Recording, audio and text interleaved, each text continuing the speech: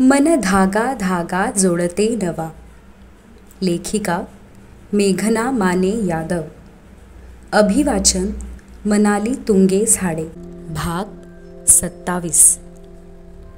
सुनो प्यार की निराली है दास्तां.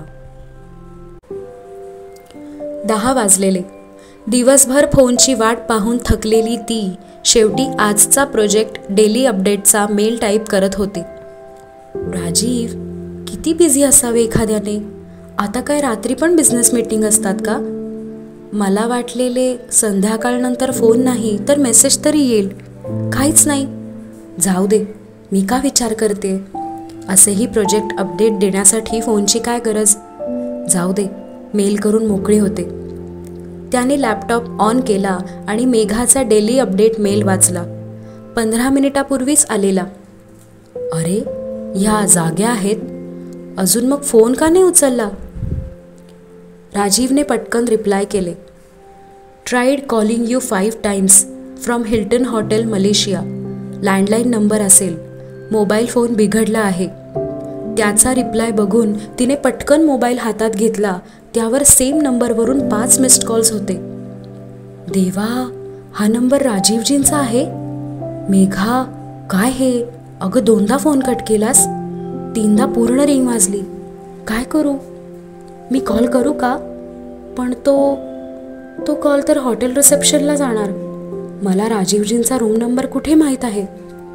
जाऊ दे, मेलला रिप्लाय करूया. Okay mister Mehra, not a problem. Hope everything is fine. Take care. आपण उद्या डिस्कस करू. Good night.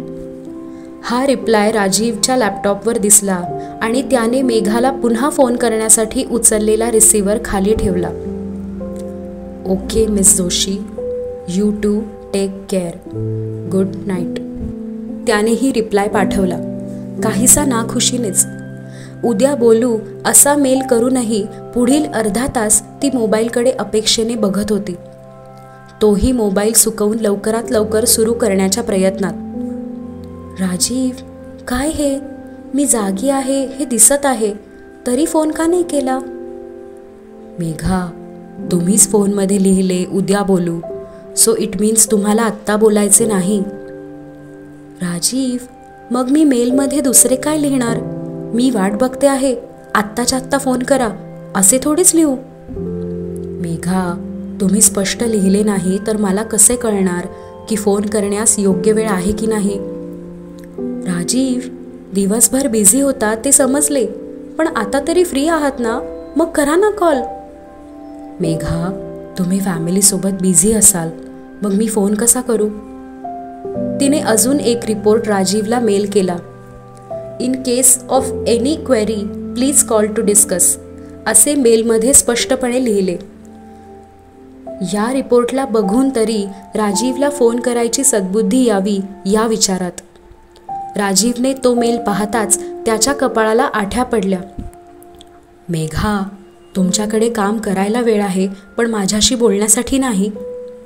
राजीव, असे काय करत आहात? किती वाट बघायची मी? दुसऱ्या मेलची हिंट पण कळू नये. कॉल टू डिस्कस असं लिहिलंय. मेघा, कॉल टू डिस्कस हे तुम्ही सगळ्याच ईमेल्समध्ये लिहिता, पण आत्ता कॉल केला तर चालेल हे का लिहित नाही? राजीव, बस झाले, संपले माझे पेशन्स. झोपते मी.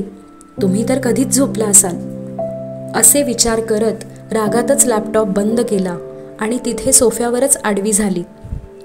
तिने राजीवला डेली अपडेट म्हणून पाठवलेल्या मेलमध्ये प्रकाश सरही मार्क होते आणि त्यावर राजीवने चुकून घाईत रिप्लाय ऑल करून दिलेले उत्तरही प्रकाशजींच्या दृष्टीस पडले. त्यानंतरचे मेघाचे उत्तरही आणि शेवटचे राजीवचे. ही सगळी मेल्सची देवाणघेवाण प्रकाश सरांच्या मोबाईलमध्येही अवतरली. ती पाहून प्रकाश सर आपल्या घराच्या बेडरूममध्ये बसून गालातल्या गालात हसत होते. Rajiv, Megha, good going. असेच एकमेकांची काळजी घेत राहा. मेल्सवर एकमेकांना अपडेट करत राहा. बस, काहीही करून सोबत राहा. बाकी मला दुसरे काहीही नको. शनिवार सकाळचे 10 वाजत आलेले. आणि ती सुप्रीम हाऊसकडे निघालेली. सकाळी गुप्ता सरांनी थोडा वेळ वरळी ऑफिसला येऊन जा असा मेसेज केल्याने त्यांना भेटून काही नवीन प्रोजेक्ट्सवर चर्चा करून ती सुप्रीम हाऊसला पोहोचतच होती. जिंदाल ग्रुपविषयीही काही महत्त्वाची माहिती भास्कर सरांनी दिल्यामुळे टेक्नोसिसच्या कोटेशनची रक्कम ठरवण्यात त्या मुद्द्यांची मदत होणार होती. अक्षयला सकाळीच फोन करून कळवलेले की ती वरळी ऑफिसला जाऊन येणार आहे. त्यामुळे सकाळच्या 1-2 तासासाठी सिनियर मॅनेजर या पदाने टीमचा तो इन्चार्ज होता. सुप्रीम हाऊसशी पोहोचताच मेघा कारमधून उतरली, लॅपटॉप बॅग उचलून हातात घेतली आणि पर्स उचलणार तेवढ्यात सुप्रीम हाऊसच्या मेन एंट्रन्सजवळ ब्लॅक ऑडी येऊन थांबली. शनिवार सुट्टीच्या दिवशी ऑडीतून कोण महत्त्वाची व्यक्ती सुप्रीम हाऊसमध्ये आली आहे हे कुतूहल तिच्या मनात जागे झाले. आपली बॅग आणि पर्स सावरत ती मेन लॉबीच्या दिशेने निघाली. साधारण 60-65च्या आसपासचे वयस्कर गृहस्थ गाडीतून बाहेर उतरत होते. एक पाय गाडीतून बाहेर टाकल्यानंतर हातातील काठी त्यांनी जमिनीवर टेकवली आणि दुसरा पाय बाहेर टाकताना पायाच्या धक्क्याने काठी पडली. उचलण्यासाठी वाकण्याचा प्रयत्न केला तर पायातून कळ आल्यासारखी जाणवली. ती तात्काळ कारजवळ पोहोचली, काठी उचलून उभी केली आणि गाडीतून उतरणाऱ्या गृहस्थांच्या हातात दिली. कारचे शोफरही तोपर्यंत उतरून मागच्या दाराशी पोहोचलेले. काठी टेकत आणि शोफरच्या आधाराने ते गृहस्थ गाडीतून बाहेर उतरले आणि मेघाकडे पाहून छान हसले. थँक्स बिटिया. आप कौन? त्यांनी कुतूहलाने विचारले. गुड मॉर्निंग सर, मी मेघा जोशी. तिने नाव सांगताच त्यांच्या डोळ्यात एक निराळीच चमक तिला जाणवली. अच्छा जी, मी आधी कधी पाहिले नाही तुला बेटा. त्यांनी हळूच एक पाऊल पुढे टाकले. शोफरला त्यांनी गाडीतच थांब असे सांगितले. सर, मी सुप्रीमची एम्प्लॉई नाही. I am here for a project work. तीही हळूहळू त्यांच्यासोबत चालत होती. ओ, म्हणून तुम्ही शनिवारी पण काम करत आहात?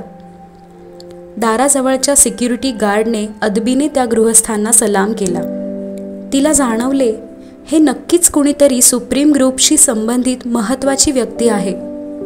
हो sir, it's important project, Megha म्हणाली. दोघेही हळूहळू चालत लिफ्टजवळ पोहोचले. Sir, if you don't mind, मी विचारू शकते का की तुम्ही पण कोणाला भेटायला आला आहात का? कारण आज आमचीच टीम सुप्रीम हाऊसमध्ये काम करत आहे, म्हणून राग मानू नका. तिने थोडेसे घाबरतच विचारले. अरे डोंट वरी, मी माझ्या फ्रेंडला भेटायला आलो आहे, प्रकाश सन्याल. ओळखतेस का त्याला? त्यांनी मुद्दामच विचारले. प्रकाश सर ना? हो ओळखते ना, चला सोबत जाऊया. त्यांच्या केबिनच्या जवळच आमची टीमही बसते, असे म्हणत दोघेही लिफ्टच्या आत गेले. मी यांना कुठेतरी पाहिले आहे असे वाटते, पण आठवत नाही. उंची तर सेम राजीवजीन एवढी आहे आणि अंगकाठीही त्यांच्यासारखीच दणकट. चेहरा ओळखीचा वाटत आहे. तीच चौकोनी उभट ठेवण, रुंद कपाळ, रंगही तसाच गव्हाळ, डोळेही काळसर तपकिरी रंगछटांचं मिश्रण, तरतरीत नाक. या सरांच्या केसात चंदेरी झाक आहे, पण राजीवजींचे केस कसे छान काळेभोर दाट आहेत. ते केसांमधून हात फिरवतात तेव्हा काय मेघा? तेव्हा काही नाही. तिने डोके गदागदा हलवून स्वतःला स्वप्नवत अवस्थेतून बाहेर काढले. मेघा, तुला काय सगळीकडे राजीवजींचे भास होत आहेत का? या सरांना जर 25-30 वर्ष तरुण केले तर सेम राजीव दिसतील, पण यांचे हसू अगदी मनमोकळे आहे, प्रकाश सरांसारखे. राजीवजींनी तर न हसण्याची भीष्म प्रतिज्ञा केली आहे बहुतेक. ते बारीकसे हसू सोडले तर ओठांना हसण्याचे फारसे कष्ट ते देत नाहीत. मेघा, काय चाललंय? पण राजीवजींनी सकाळीही फोन केला नाही, मेसेज पण नाही. मीटिंग अटेंड न करण्यासाठी मेल आला बस. मी केलेला व्हॉट्सॲप मेसेज पण डिलिव्हर झालेला नाही. फोन कसा बिघडला यांचा? पुन्हा मीटिंगमध्ये बिझी झालेले दिसत आहेत. बघूया आज तरी कॉन्फरन्स कॉलमध्ये येतात का? लिफ्ट 27व्या मजल्यावर पोहोचली. तिने प्रकाश सरांच्या केबिनवर नॉक करत आत येऊ का असे विचारले आणि दार उघडताच तिच्याबरोबर आलेल्या व्यक्तीला पाहून प्रकाश सर चेअरवरून उठत जवळजवळ पळतच दाराशी आले. Welcome welcome, what a pleasant surprise असे म्हणत प्रकाश सरांनी त्या गृहस्थांना मिठी मारलेली पाहून ती खुश झाली. हे प्रकाश सरांचे खूप जवळचे मित्र वाटत आहेत. प्रकाश सरांच्या मोठ्या भावासारखे असावे असे. ते आत जाऊन चेअरवर बसली. ती तिथे दारातच घुटमळली. प्रकाश सर, मी येते. टीमची इंटरनल मीटिंग आहे. असेही आज गुप्ता सरांना भेटून आले तर थोडासा उशीर झाला आहे. ती बाहेर पडणार तितक्यात, मेघा थांब थांब, हे माझे फ्रेंड आनंदजी, आणि आनंदजी ही मेघा जोशी. हो सर, आम्ही खालीच भेटलो, सोबतच वर आलो. तुम्ही बोलत बसा, मी येते. Anand sir, it was nice meeting you असे तिने म्हणताच आनंदजींनी फक्त हातानेच दुरून आशीर्वाद दिल्यासारखे करत छान स्माईल दिले. 11 वाजता मेघा, प्रकाश सर आणि आनंदजी प्रकाश सरांच्या केबिनमध्ये बसलेले. प्रकाश सरांनी टेक्नोसिस प्रोजेक्टची अपडेट देण्यासाठी तिला बोलावलेले. सुरुवातीला ती आनंदजींच्या उपस्थितीमुळे थोडी साशंक होती.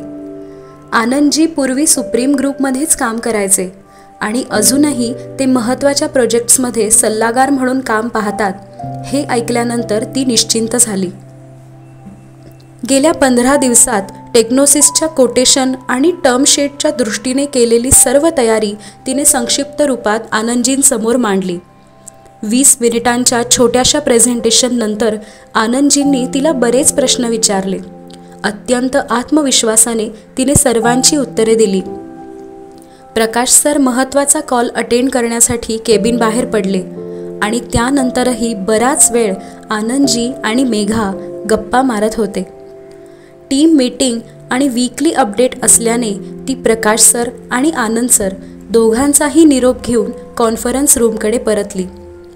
तासाभरानंतर प्रकाशजींशी पोटभर गप्पा मारून सुप्रीम भेट आटोपती घेत आनंदजी घरी परतले.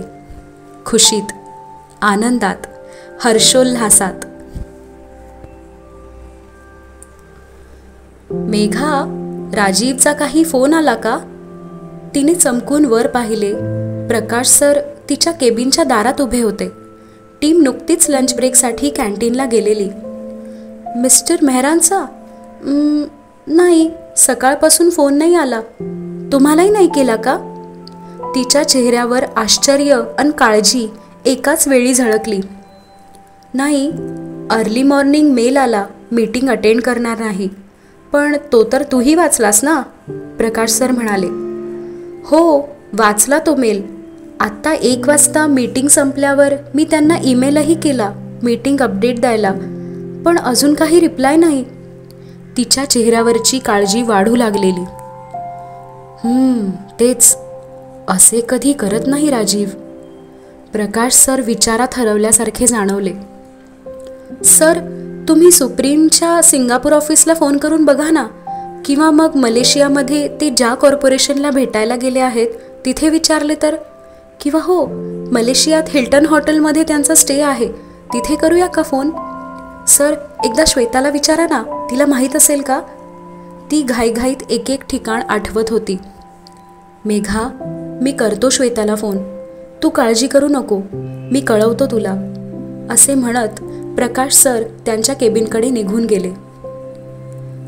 प्रकाश सर केबिनमध्ये येऊन राजीवने काल रात्री पाठवलेल्या मलेशियातील सुप्रीमच्या इन्व्हेस्टमेंटचे कॉन्ट्रॅक्ट डोळ्याखालून घालत होते आणि स्वतःशीच गालातल्या गालात हसत होते. राजीव सकाळीच निघाला आहे मलेशियाहून, त्यामुळे फोन स्विच ऑफ आहे. मेघाला माहीत नाही, श्वेताने मलाच कळवले. राजीवने दोघींची ऑनलाईन भेट करून दिली, ते बरेच झाले. श्वेता माझ्याकडून मेघाबद्दल माहिती विचारत होती. कदाचित राजीवसाठी? मीही जेवढ्यास तेवढी माहिती पुरवली. मेघाच्या हजबंडबद्दल खोदून खोदून विचारत होती. लग्न झाले आहे, मुलगी आहे, एवढे मोघम बोललो.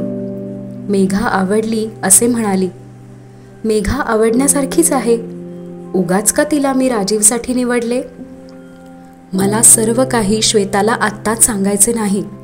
ती लगेच जाऊन राजीवला माहिती पुरवेल आणि जी गोष्ट हळूवार आपसूक घडावी असे मला वाटते ती मुद्दाम ओढून ताणून केल्यासारखे होईल. मला तेच नको आहे.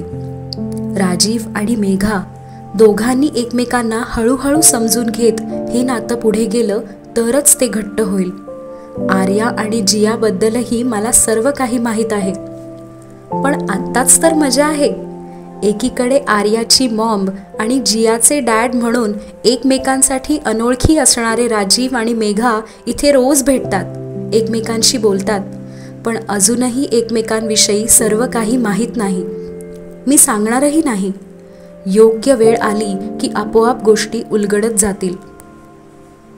पहिला आठवडा तर राजीव आणि मेघाने भांडणातच घालवला. आत्ता या आठवड्यापासून जरा कुठे दोघांच्या वागण्यात सुधारणा आहे. त्या दिवशी दुपारी मेघा सापडत नाही तर राजीव तिला ऑफिसभर शोधत फिरत होता. श्रीखंडाचेही माझ्यासमोर तोंड भरून कौतुक केले. पाऊण डब्बा तर त्यानेच संपवला. मला 2-4 स्पून मिळाले चाखायला. आत्ताही राजीवचा फोन आला नाही म्हणून मेघा काळजी करत होती. कालही दिवसभर अस्वस्थच वाटत होती. त्या दिवशी सिंगापूर लेझर शो मीही पाहिला कॉरिडॉरमधून. ती 10 मिनिटे तरी दोघे एकमेकांसोबत खुश आहेत असे वाटले. एकमेकांपासून शेकडो मैल लांब असूनही कुठेतरी मनाचे धागे जुळत आहेत असे जाणवत आहे. आनंदही मेघाला भेटून खुश झाले, पण त्यांनीही सध्या रिमाजींना यातले काही कळू द्यायचे नाही असे ठरवले आहे. ऑफिसमधून निघताना माझे हात हातात घेतले. घाईवरले. राजीवसाठी हिरा शोधून काढला आहेस. फक्त माझ्या राजीवला या हिऱ्याचे मोल लवकरात लवकर उमगू दे म्हणजे झाले. बघूया. आता राजीव ऑफिसला पोहोचेल 5 पर्यंत, गेल्या शनिवार सारखाच, आणि त्याहून जास्त आनंद आज मेघाच्या चेहऱ्यावर झळकेल. एप्रिल महिन्याचे 15 दिवस संपलेले आणि प्रोजेक्टचे टर्म शीट आणि कोटेशन रकमेच्या कॅल्क्युलेशनचे अर्ध्याहून अधिक काम उरकलेले. शनिवार असल्याने आणि टीमचे रिपोर्ट्स 3 वाजताच पूर्ण झाल्याने प्रकाश सरांना विचारून तिने टीमला घरी जाण्याची परवानगी दिलेली. काही क्वेरी किंवा डाऊट असेल तर फोन नक्की करा असे म्हणत नुकताच अक्षयही घरी निघालेला. ती एकटीच बसून सर्वांनी सबमिट केलेले रिपोर्ट्स चेक करून वीकली चार्ट अपडेट करत होती.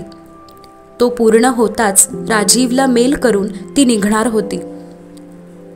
काहीच कळले नाही. प्रकाश सर म्हणाले फोन करून विचारतो, तू काळजी करू नको. असे का म्हणाले प्रकाश सर?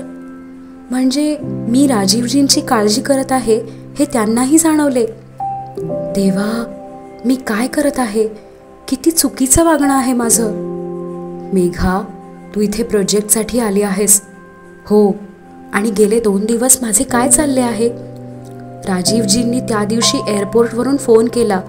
सिंगापूरहून तो लेझर शो, आणि मी त्यांच्या फोनची वाट बघत बसले आहे. उगाच सतत त्यांचा विचार करत आहे. किती चुकीचे आहे. अगदीच अनप्रोफेशनल. मेघा, यापूर्वीही कितीतरी प्रोजेक्ट्स केलेली आहेत. प्रोफेशनल लाईफ आणि पर्सनल लाईफ पूर्णपणे वेगळी ठेवायची हा निश्चय केला आहेस ना मेघा? मग हे काय करत आहेस? Just stop thinking about Rajiv. Shweta त्यांची वाईफ नाही हे कळलं, पण कुणी ना कुणीतरी त्यांची वाईफ आहेच ना. मुलगी आहे त्यांना. राजीवही गेले 3-4 दिवस असे विचित्र वागत आहेत. मेघा, राजीव सुप्रीम ग्रुपचे CFO आहेत हे विसरू नको. कामाव्यतिरिक्त हे असे फोनवर बोलणे, कॉन्फरन्स कॉलवर गप्पा, फोनची वाट बघणे, त्यांनी मलेशियावरून 5 वेळा फोन करण्याचा प्रयत्न करणे योग्य नाही. अजिबात योग्य नाही. मेघा, फक्त एकच लक्षात ठेव, इथे तू SWC तर्फे प्रोजेक्ट लीडर म्हणून आली आहेस. हो, मी प्रोजेक्टशिवाय इतर कुठलाही विचार करणे अयोग्यच. सध्या तरी टेक्नोसिस हे एकमेव ध्येय आहे.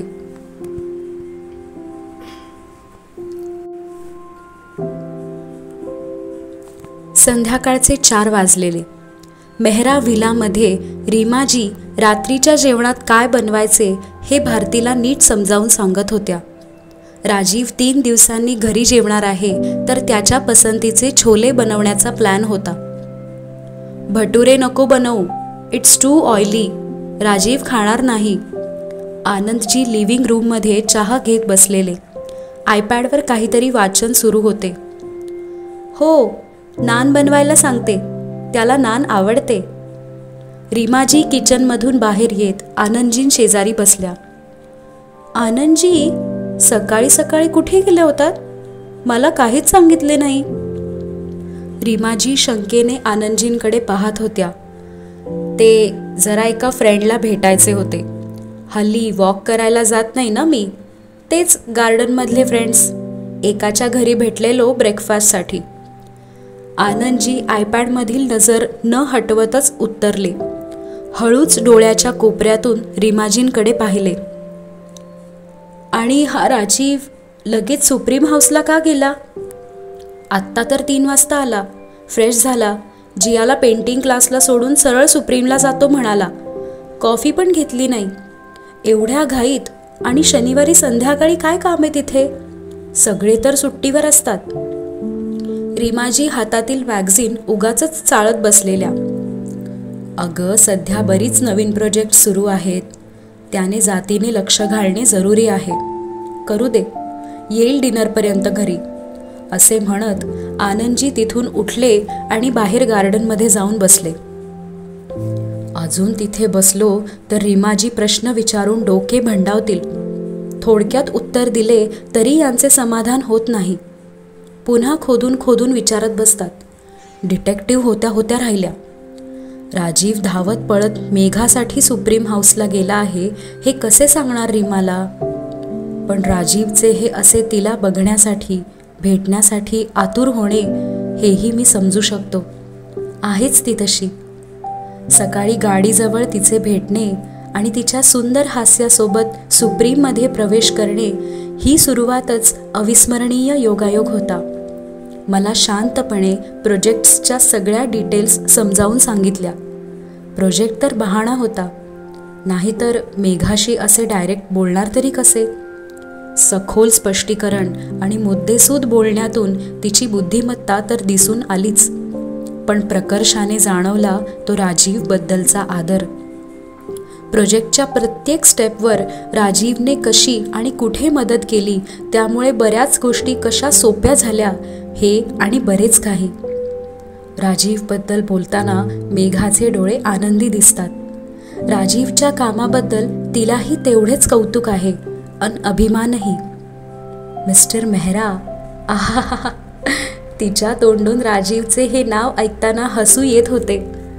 मेघाला माझी पूर्ण ओळख कळलीच नाही, म्हणूनच छान मोकळेपणाने बोलत होती. प्रकाशसोबत तर अगदी मुलीसारखेच नाते झाले आहे. प्रकाशने काहीतरी थट्टा केली तर मोठ्याने हसली. मीही हसलो. असे मनमोकळी हसणारी मेघा पाहता क्षणी आवडून गेली. माझ्या दुखऱ्या गुडघ्यांबद्दल आपुलकीने चौकशी केली. केरळचे आयुर्वेदिक तेल पण सुचवले. प्रेमळ आणि लाघवी आहे. देखणी आहे, पण त्यात कुठेही दिखावा नाही. सोज्वळ सौंदर्य. आश्चर्य म्हणजे चेहऱ्यावर मेकअपचा लवलेशही नव्हता. केसांचा अंबाडा आणि साडी. आजकालच्या फॅशनच्या जमान्यात मेघासारखा कुणीतरी खरंच अपवाद आहे. चेहऱ्यावर निरागसता आणि नटखटपणाचा मिलाप आहे. माझा राजीव याच साधेपणाच्या शोधात होता. निर्मळ आणि हळव्या मनाची मेघा भावली आहे त्याला, आणि मलाही. जर सर्व काही ठीक झाले तर काही महिन्यात याच बागेत बसून मेघासोबत चहा घेत गप्पा करायला जरूर आवडेल. त्या दिवसाची वाट बघेन आणि बस देवाजवळ प्रार्थना करेन, हे भगवान, राजीव मेघा सोबत राहतील असा काहीतरी चमत्कार कर.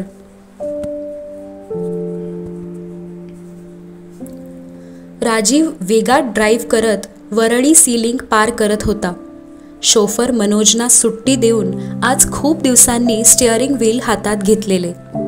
रोज बॅकसीटवर लॅपटॉप नाहीतर आयपॅडमध्ये डोके खुपसून बसलेला राजीव सीट जवळची विंडो ग्लास खाली करून भणाणणारा वारा अंगावर घेत होता.